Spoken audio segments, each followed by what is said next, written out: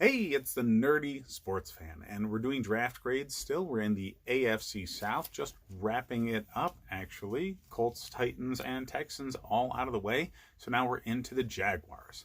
Now, I kind of really liked the draft here for the Jaguars. You can't separate it from what's been going on with the team in general the past couple of years, though. The reason that they had the draft picks they have, nobody wants to play for this team. Just nobody. All right, Tom Coughlin made a toxic situation for this team. And you kind of should have seen it coming. All right, the last stop he had was with the Giants. And prior to winning the Super Bowls that he did, Coughlin, he had players almost revolting.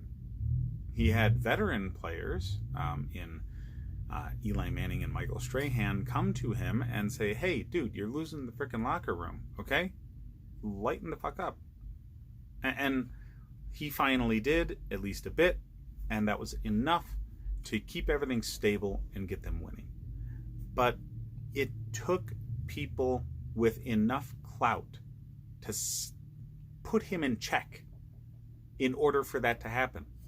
And Coughlin coming into a situation where he's got all of the authority, you kind of knew that this is what it was going to be. That he was going to go back to his old ways and create these very toxic environments. And yeah, people were going to end up revolting. And that's exactly what's happened. All right, Jalen Ramsey, one of the best corners the league has at all. Top 5, easy. You don't want to keep that guy? Weird. Yannick Ngakoue is having open fights with the owner right now. That's not a relationship that was just this year faltering.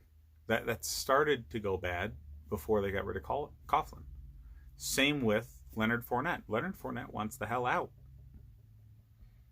So the culture for this team has been pretty bad. I like Doug Marrone as a coach. He's old school and he's gotten a tough defense together.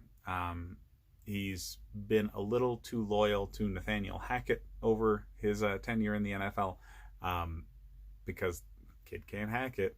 Nah. Anyway, but yeah, I like Marrone in general. I think he's cut from the same cloth as Coughlin. I think he's just too hard on guys, and he's losing the locker room. But anyways, you cannot separate the draft from that situation that's given them this many picks. But let's get into what they did do. So, number 9, C.J. Henderson, I called this pick.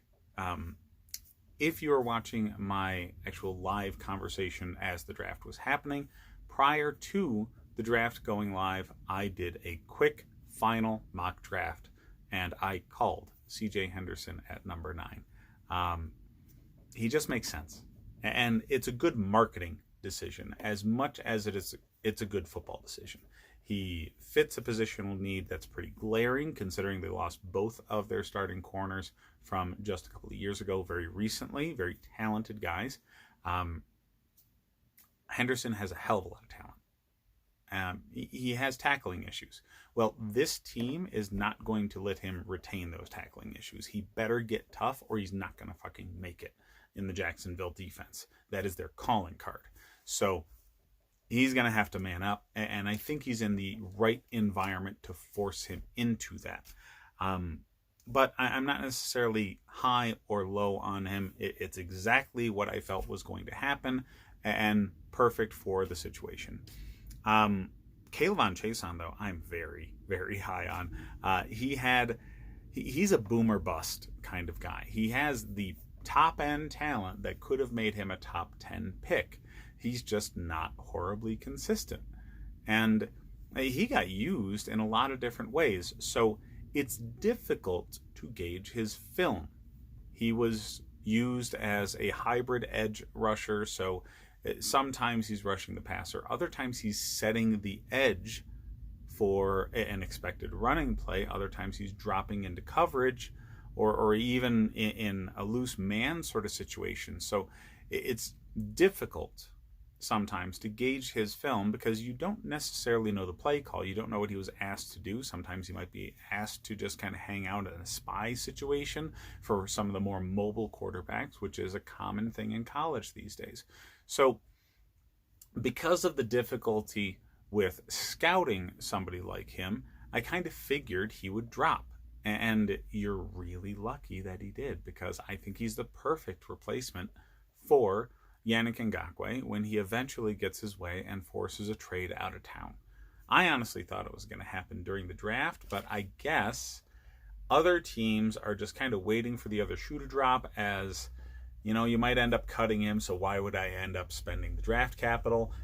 Well, you spend the draft capital so you get him. And I think they'll be eventually able to convince the team to at least give him like a third-round pick next year and get the guy out of town so he doesn't make an already caustic situation in the locker room any worse. I hope they can do the same thing for Fournette, but the value's just not there for running backs. So Fournette might just have to, sit back and take it for another year. Further on, Laviska Shenault. I love Laviska Shenault. This is a guy that people were talking about as being the 4th or 5th best receiver in this class. He has a bad combine workout based off of him still recovering from off-season surgery on, I want to say, an abdominal muscle, or he just had to get surgery, whatever the hell it was. An injury prevented him from having the kind of workout we know he's capable of. So then people start picking apart his game because he had this bad workout, and I think that's folly. All right, this is a guy that you just found ways to get the ball in his hands because he is dynamic on that field. He will make nothing into something all the damn time. And he's great for Gardner Minshew. Minshew needed more honest weapons to get the ball to. And Laviska Shenault provides that in spades. Okay, you can line him up outside, you can put him in the backfield, and wherever you put him, he is a threat to take it to the house. So I love the Laviska Shenault pick, especially where you got him. So in the 3rd round, Devon Hamilton, I love that pick. A lot of people had him going in the 2nd round. He's a very talented defensive tackle. Worked quite well for Ohio State. So normally, defensive tackles you get this late, I would anticipate to just really be rotational help. He might actually be a starter. He might actually be a guy that, yes, it's going to be in a rotation, but instead of getting like 20, 30% of the snaps, he might get 40, 50% of the snaps by the time you get to the season. He matches well with the defensive scheme that you have, and he doesn't have a hell of a lot of pass rush ability, but it's there. And he's an extremely, extremely effective run blocker. You really needed a good shot in the arm on that defensive front. Calais Campbell wasn't the player that he was previously. That's why you let him go. But you do still need to fill the void of Calais Campbell. And this at least gets you part way down that road. He's definitely not Calais Campbell. But at least what Calais was able to provide in run support, you're going to get that out of him. So, Ben Bartch is kind of whatever. He's depth. The offensive line's been terrible, but largely because of injury. So assuming everybody's going to be healthy, I would assume that Bartch is just going to be backup and eventual, work him up the ladder kind of guy. Josiah Scott, I'm really high on. I really like Josiah Scott. I think if you look at the Michigan State film, this guy is a day one starter at nickel. And every team plays in 11 personnel just all the damn time. So he's going to be on the field a lot. And I think he's going to be quite effective as a nickel corner for a team that really, really needed secondary help. Shaquille Quarterly, Daniel Thomas, I think they're rotational depth guys, so not really a big deal. But I'm big on Colin Johnson. I like him. He did great things for Texas. I just I ended up watching a lot of film on him because I was scouting TCU a lot to get, whatever I could on Jeff Gladney. Yeah, Jeff Gladney.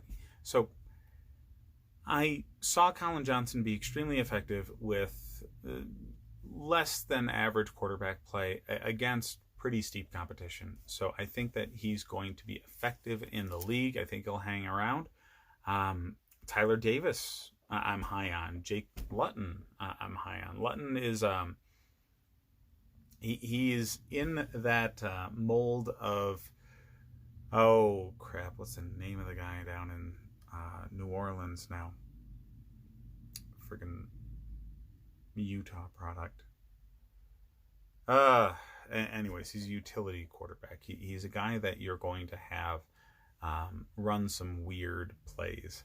Kind of what everybody wanted Tebow to become, but he never actually was into the role. So you might be able to do something with Luton, funky offensively, and Tyler Davis, I thought, had the value of tight ends that were drafted ahead of him in the 4th and 5th round. So getting him down in the 6th is good value.